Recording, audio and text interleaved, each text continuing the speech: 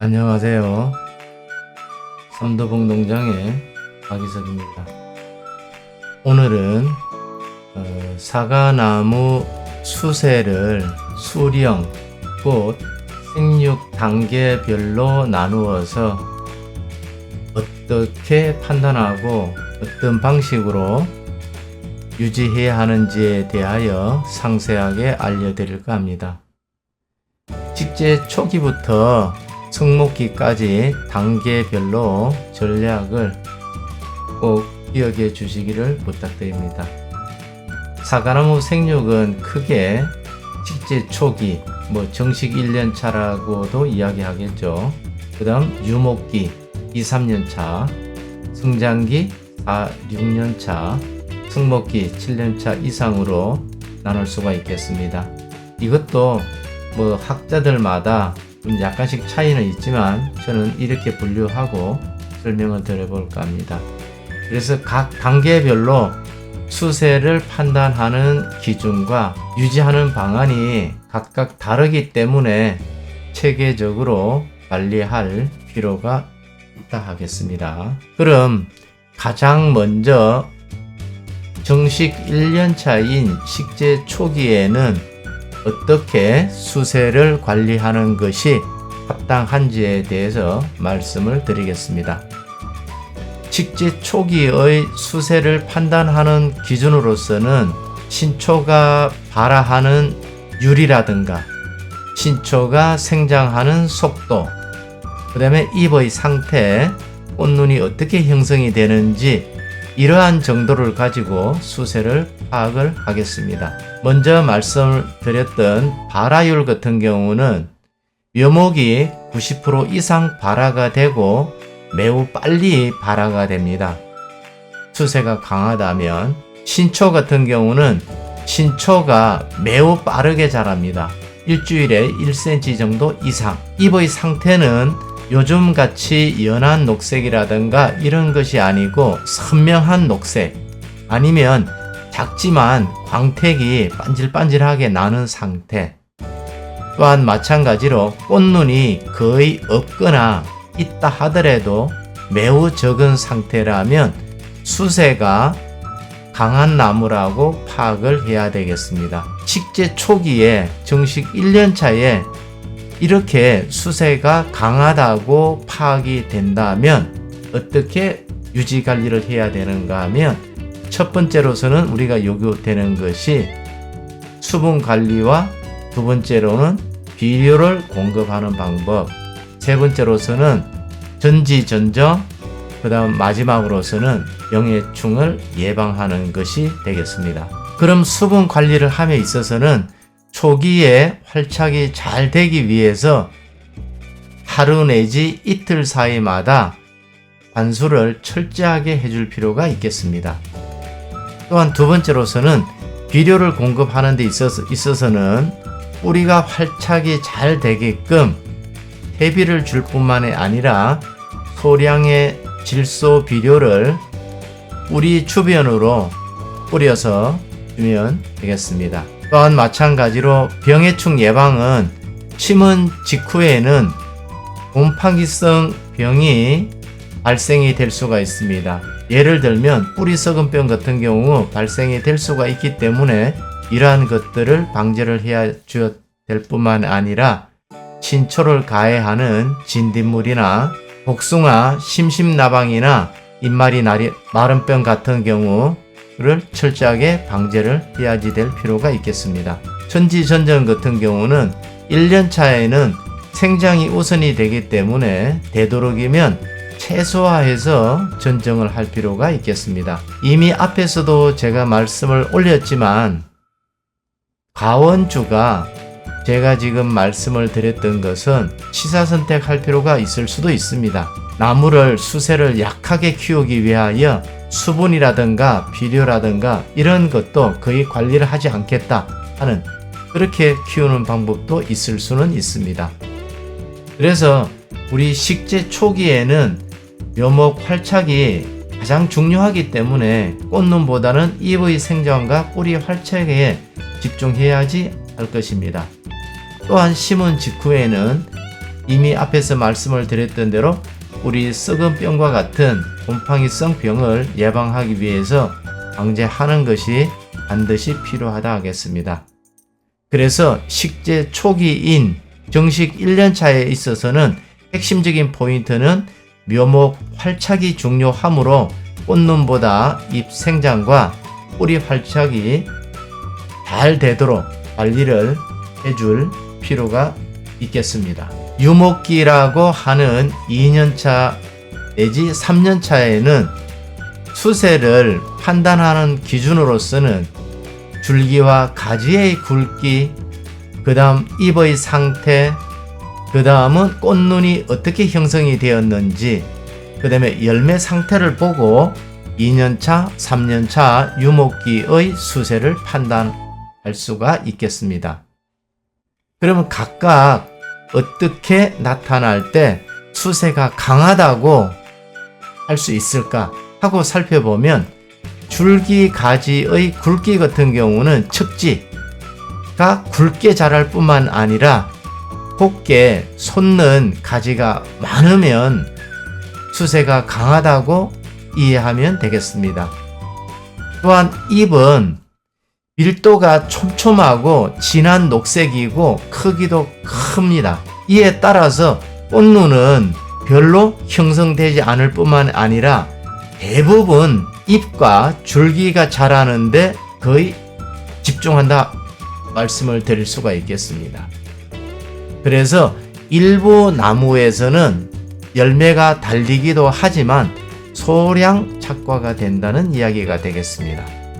그럼 이러한 상태로 수세가 강한 나무를 관리하기 위해서는 어떻게 관리를 해주는 것이 좋을 것인가 하고 살펴본다면 우리가 유지하는 방법에 있어서는 유인을 한다든가 적심을 한다든가 도장지를 관리하고 시비를 조절하고 척지를 유인하는, 그 다음은 열매를 관리하는 이러한 것으로 유목기의 수세를 유지할 수 있겠습니다. 그러면 유인하고 적심하는 방법으로서는 신초가 25cm 정도 자랐을 때 적심을 하고 수평으로 유인을 해준다는 이야기가 되겠습니다. 또한 마찬가지로 도장지 같은 경우는 발생 초기 5월달, 6월달에 제거를 해서 수세를 분산해 주도록 하겠습니다. 시비를 조절하는 것으로서는 질소 중심으로 약간 시비를 하고 칼슘과 붕소를 보완적으로 시비를 해서 과다하게 시비하는 것을 방지를 해야 될 필요가 있겠습니다. 수형을 조기에 형성하기 위해서 유인을 해서 척지를 잘 만들 필요가 있겠습니다. 열매를 관리하는 것으로는 착과된 나무는 과도하게 양분을 소모되는 것을 막기 위하여 적과를 일찌감치 해줄 필요가 있겠습니다. 유목기 사과나무는 척지가 굵게 자라고 곱게 솟은 가지가 많을 뿐만 아니라 잎은 촘촘하고 진한 녹색의 크기도 커집니다. 그래서 이 시기에는 소량의 꽃눈이 형성되고 일부 나무에서 첫 열매가 맺기도 합니다. 유목기는 수세를 만들어가는 중요한 시기입니다. 나무의 모양을 만들고 수세가 과하지 않도록 관리해야지 될 필요가 있겠습니다. 그래서 질소 중심의 비료를 주기도 하지만 칼슘과 붕소를 함께 주고 과다 시비하는 것을 피해야 할 것입니다. 2년차, 3년차인 유목기의 관리하는 핵심 포인트는 유목기는 수세를 만들어가는 시기이기 때문에 나무 수형을 잡으면서 수세를 절대적으로 과하게 만들지 않아야 할 것입니다. 그 다음 4년차, 6년차인 성장기에는 이미 앞에서 말씀을 드렸던 대로 수세 판단하는 기준은 가지 굵기라든가 꽃눈이 어떻게 형성이 되는지, 잎은 어떻게 자라는지, 열매 상태는 어떠한 상태로 되어 있는지 이러한 기준을 가지고 파악을 하면 되겠습니다.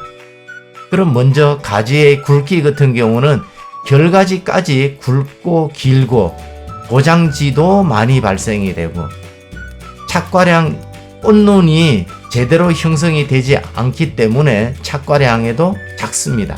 잎 역시 매우 짙고 윤기가 나고 잎 사이 절간이 간격이 매우 길겠습니다. 또한 마찬가지로 열매 같은 경우는 수확량도 증가가 되지만 착색이 거의 잘 들지 않을 가능성이 있습니다. 그래서 이 성장기 때는 유지하는 방법으로서는 전정을 하는 방법, 그 다음에 질소 시비를 줄이는 방법, 그 다음에 착과를 유도하고 유인을 관리하고 병해충 방제를 철저하게 하는 것이 요구됩니다. 그럼 전정이라고 한다면 하계 전정까지 포함을 해서 도장지를 제거한다든가 약한 가지를 그대로 유지 관리를 하면서 전정을 하는 것이 요구됩니다. 질소 시비 같은 경우는 너무 과비를 줄 것이 아니라 적절하게 시비를 해야지 되고 복합 비료보다는 유기질 비료 중심으로 질소량을 줄이는 이러한 상태로 시비를 할 필요가 있겠습니다. 착과를 하는 위치는 하단 가지 중심으로 착과를 하고 결과지를 많이 만들어지도록 해야지 할 필요가 있겠습니다. 언제나 이 이야기는 필요한 부분이지만 유인에 대해서는 가지 위로 솟지 않게끔 수형을 수평 유인하는 것이 절대적으로 필요하다 하겠습니다. 병해충 방제에 있어서는 도장지뿐만이 아니라 새순, 열매 어느 것 하나 빼놓고 소홀하게 관리를 해서는 안 될 사항들입니다. 그래서 4년차, 6년차인 성장기의 사과나무는 가지가 굵고 길고 도장지도 많이 발생이 됩니다. 잎은 매우 짙고 윤기가 나고 잎 사이 잎 간격은 넓습니다. 이 부분은 지금 오타가 났습니다. 그 다음에 이 시기에는 수확량도 증가하지만 착색 불량 가능성이 존재할 수 있습니다. 성장기는 수세가 과잉되기 쉬운 시기이기 때문에 시비를 절제할 필요가 있겠습니다. 그래서 착과를 균형적으로 시키고 양분을 분산할 필요가 있습니다. 그래서 도장지 주변에 잎뿐만이 아니라 신초까지 포함해서 해충 발생에 아주 주의해야 될 필요성이 있겠습니다. 그래서 병충해 방제에 아주 신경을 쓸 필요가 있지 않을까 하고 말씀을 드려봅니다. 따라서 우리 성장기의 핵심 포인트는 성장기는 수세가 과잉되기가 쉽기 때문에 착과를 적절하게 시키고 양분이 분산이 될 수 있도록 수세 관리하는 것이 핵심입니다. 7년차 이상인 성목기 수세 관리하는 방법에 대하여 말씀을 드려볼까 합니다. 그럼 성목기의 수세 판단하는 기준으로서는 열매가 얼마만큼 수확이 가능한지, 그리고 꽃눈이 얼마만큼 형성이 되었는지, 잎 색깔과 모양이 어떤지, 그 다음에 가지의 상태가 어떤지를 가지고 수세를 파악하겠습니다. 그러면 열매 수확량이 많다. 그렇지만 해거리가 발생이 될 수가 있는 가능성이 있습니다. 또한 마찬가지로 꽃눈은 결과지에 따라서 상단 중심으로 많이 형성이 될 수 있습니다. 또한 잎의 색깔이나 모양 같은 경우가 전체적으로 두껍고 강택이 난다거나 가지 상태 같은 경우는 도장지는 별로 적지만 과도하게 두꺼워지기도 하는 이럴 때는 수세가 강하다고 판단을 해야지 되겠습니다. 이러한 성목기의 수세를 관리하는 방안으로서는 동기의 전정이 있겠습니다. 수확량을 조절한다든가 시비를 균형 있게 시비한다든가 결과지를 재배치한다든가 역시 이것은 항상 따라오는 병해충 방제가 필수적으로 요구된다 하겠습니다. 그럼 동계전정 같은 경우는 결과지 위주로 전정을 하고 주간지 중심으로 수형을 단순화할 필요가 있겠습니다. 그래서 우리는 절단 전정보다는 소금 전정 중심으로 전정을 해야 되지 않나 하고 말씀을 드려봅니다. 또한 수확 시기 같은 경우도 너무나 늦게 수확을 하게 되면 당도를 증가할 수 있지만 그 다음 해에 해거리를 발생이 될 수가 있기 때문에 수확 시기도 적절하게 조절할 필요도 있겠습니다. 시비 같은 경우도 열매마다 질소 소비량에 맞춰서 적절하게 시비를 할 필요도 있을 뿐만 아니라 결과지도 마찬가지로 너무 과도하게 착과된 가지는 지양을 하고 수세를 배분할 필요가 있겠습니다. 병충해 방제 같은 경우는 월동 병해충 뿐만이 아니라 재배하는 기간 내내 병해충 방제에 대해서는 아주 신경을 많이 쓸 필요가 있겠습니다. 이러한 성목기의 사과나무는 안정화 단계에 접어들게 되지만 해거리 현상이나 과도하게 가지가 굵어지게 되는 이러한 것들에 대해서 세밀하게 관찰하고 관리할 필요가 있겠습니다. 동계 전정을 통해서 결과지 위주로 정비를 하고 주간지 중심으로 수형을 단순화할 필요가 있겠습니다. 열매마다 질소 소비량에 적절하게 맞춰서 적절한 시비를 할 필요가 있고 너무 과도하게 착과하는 가지는 절제를 할 뿐만 아니라 수세를 분산될 수 있도록 해야 할 필요가 있겠습니다. 해거리를 방지하기 위해서 철저하게 관리할 필요가 있지 않을까 하고 말씀을 드려봅니다. 7년차 이상인 성목기의 핵심 포인트는 성목기는 안정화 단계이지만 해거리나 과도하게 가지가 굵어지는 이러한 부분에 대해서 세밀하게 관찰하여 관리할 필요가 있지 않나 하고 말씀을 드려봅니다. 지금까지 말씀을 드렸던 것을 전체 달을 생육 단계별 사과나무 수세 판단 기준하고 특징을 요약을 해보도록 하겠습니다. 그럼 가장 먼저 정식하고 1년 차인 식재 초기에는 발화율, 신초 생장한다거나 꽃눈 형성을 어떻게 되는지 잎 상태를 가지고 수세를 판단하면 되겠습니다. 그럼 수세가 강한 나무는 90% 이상 발화가 되고 새싹이 빠르게 닿고 신초가 굵고 빠르게 자라고 주가 1주마다 거의 1cm 이상 자라는, 또한 꽃눈이 거의 없고 아니면 있어도 매우 적거나 잎의 상태 같은 경우는 광택이 나고 진녹색이고, 그리고 유목기 같은 경우는 가지 굵기라든가 척지가 얼마나 곱게끔 서 있는지, 그 다음에 잎이 얼마만큼 빽빽하게 있는지, 그 다음에 잎의 색상이라든가 꽃눈이 형성이 어떻게 되어 있는지, 착과 상태가 어떤지, 이것을 가지고 수세를 파악한다 하겠습니다.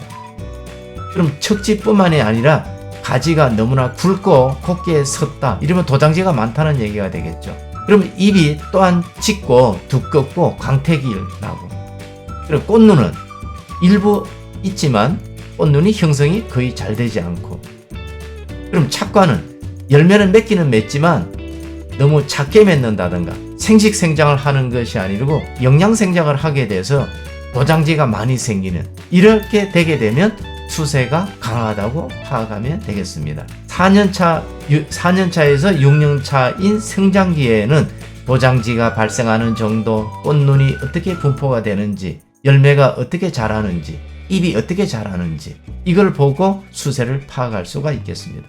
그럼 도장지는 우리가 주간이라든가 상단의 도장지가 지속적으로 발생할 뿐만이 아니라 가지 상부가 너무나 웃자라는 것, 그럼 결과지보다도 도장지 중심으로 생장을 하고, 그러다 보니까 꽃눈은 적거나 불균형하거나, 열매 역시 크기는 크지만 착색이 잘 안 되거나 당도가 낮거나, 잎은 과도하게 두껍고 검은 녹색이고 절간은 길고 통풍이 제대로 되지 않는 이러한 상태라면 역시 수세가 강하다고 파악하면 되겠습니다. 그럼 마지막으로 7년차 이후인 성목기에는 수형이 안정적이냐, 그럼 꽃눈이 어떠냐, 가지 상태가 어떠냐, 열매 수확 수량이라든가 품질이 어떠냐. 그럼 수형 같은 경우는 가지가 너무나 많다거나 수형이 일정하게 형성된 것이 아니라 어딘가 모르게 불균형하다거나 상부가 너무나 과도하게 자란다거나, 그럼 꽃눈 같은 경우도 상단 중심으로 집중해서 꽃눈이 형성이 되는 것. 왜냐하면 나무 수형이 안정적으로 되어 있지 않기 때문에 상단에는 햇빛이 많이 들어오기 때문에 또 정부 우세성에 의하여 영양분이 많이 공급이 되기 때문에 꽃눈이 상단 중심으로 집중되는 이러한 나무들. 그럼 일부 결과지 같은 경우는 거의 너무나 약해서 꽃눈이라든가 이런 것이 거의 없고 나지 상태로 있는 그러한 가지들이 많은 상태. 결과지 비율이 거의 없고 생장하는 가지. 그럼 쉽게 말씀드리면 도장지 위주로 붉기가 붉어진다든가 가지가 너무 비대한 것들이 균형이 일정하지 않고 밸런스가 깨진 그러한 상태. 그럼 열매 역시 수량은 많을 수는 있지만 해거리가 오거나 아니면 착과가 불균형한다든가 이러한 것들. 그럼 이러한 것들이 생길 때는 각각 이 표를 보고는 우리가 단계별로 수세 과잉 여부를 빠르게 판단하는데 유용하게 활용할 수가 있겠습니다. 이 수세 과잉 여부를 빠르게 판단하는 것은 다음 차수 품종별 사과나무 수대 판단할 때 그때 마지막 부분에 수세를 과잉을 파악할 수 있는 판단 기준표를 만들어서 제시를 해볼까 합니다. 사과나무 수세를 판단한다는 것은 늘상 제가 지금까지 쭉 말씀을 드렸던 것을 종합적으로 다시 말씀드려보면 꽃눈 상태 어떻게 형성이 되어 있는지, 잎이라든가 신초가 어떻게 자라는지, 잎과 신초의 상태가 어떤지, 색상이 어떤지, 자람이 어떤지, 도장지가 있느냐 없느냐 이러한 것들을 복합적으로 판단할 필요가 있겠습니다. 그래서 우리들은 이것을 파악만 할 것이 아니라 이것에 대응해서 수세를 잘 관리를 하기 위해서는 적심을 한다든가 유인을 한다든가 적절한 시비를 한다든가 아니면 전정을 할 때 너무 강하게 자랐던 것은 겨울 전정할 때 과감하게 이런 것들을 잘라내서 관리를 하는 이렇게 관리를 할 필요가 있겠습니다.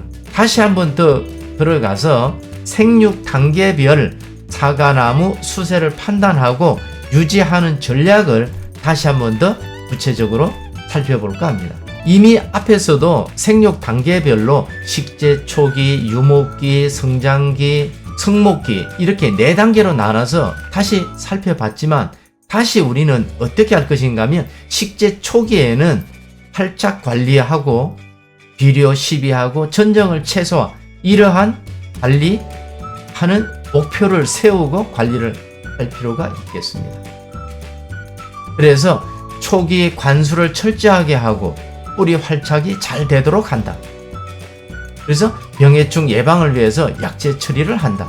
그 다음에 비료 같은 경우는 질소를 과도하게 할 것이 아니라 적절하게 하고 퇴비 위주로 기비를 한다.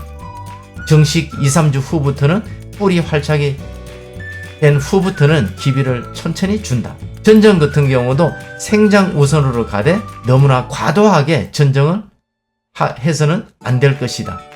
근데 묘목 상태에 따라서 결과지를 형성이 되도록 최소화를 할 필요가 있다. 그럼 유목기 같은 경우는 전지 전정과 비료 시비, 도장지 조절이라는 목표를 세워서 관리를 할 필요가 있겠습니다.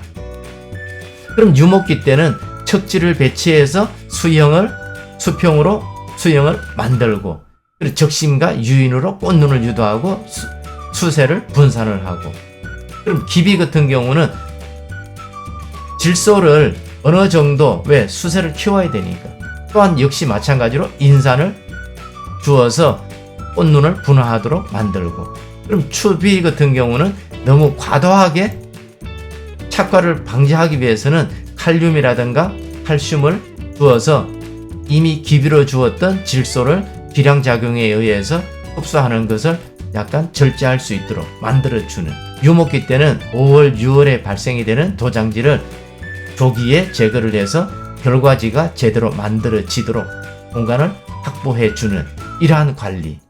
그럼 성장기는 전지전정을 하는 데를 철저하게 하고 착과를 균형을 맞추고 질소 시비를 하고 도장지를 과감하게 정리하는. 그럼 성장기의 전지전정에 있어서는 결과지 중심으로 전지전정을 하고 절단 전정보다는 폭금 전정을 하고 착과 같은 경우도 하단 중간 중심으로 착과를 하고 상부에 착과되는 것을 과도하게 착과되는 것을 막고 그다음에 한 결과지당 열매를 한두 개 정도 수확을 하고 근데 질소 같은 경우는 너무 과도하게 시비할 것이 아니라 잎색을 봐가면서 질소 시비를 절제하는 땅에다가 주는 시비보다는 조금만 먹을 수 있도록 연면 시비를 활용하는 이러한 단계를 활용할 필요가 있겠습니다.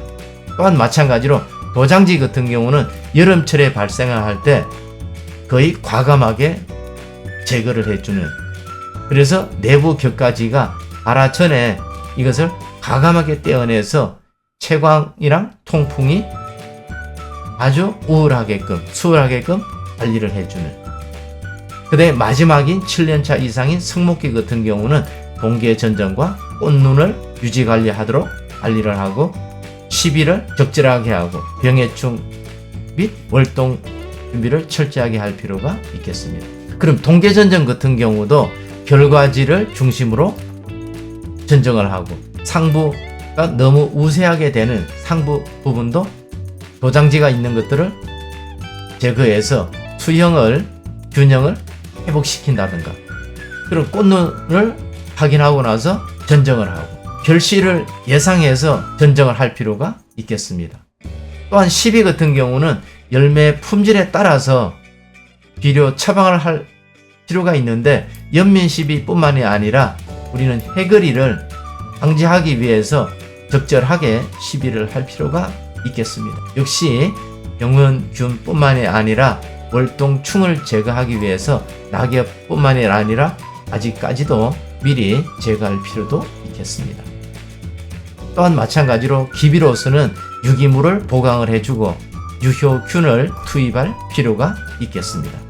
그럼 이러한 것들도 다시 한번 크게 본다면 우리는 식재 초기인 정식 1년차에는 생장 기반 다지기라고 한다면 유목기는 수세를 조절하고 수형을 형성하는 시기라면 성장기인 4년차, 6년차는 착과를 균형을 시키고 도장지를 제어하는 그럼 성목기 같은 경우는 수세를 유지하고 결과지를 관리하는 이러한 단계로 관리를 하시면 되겠습니다.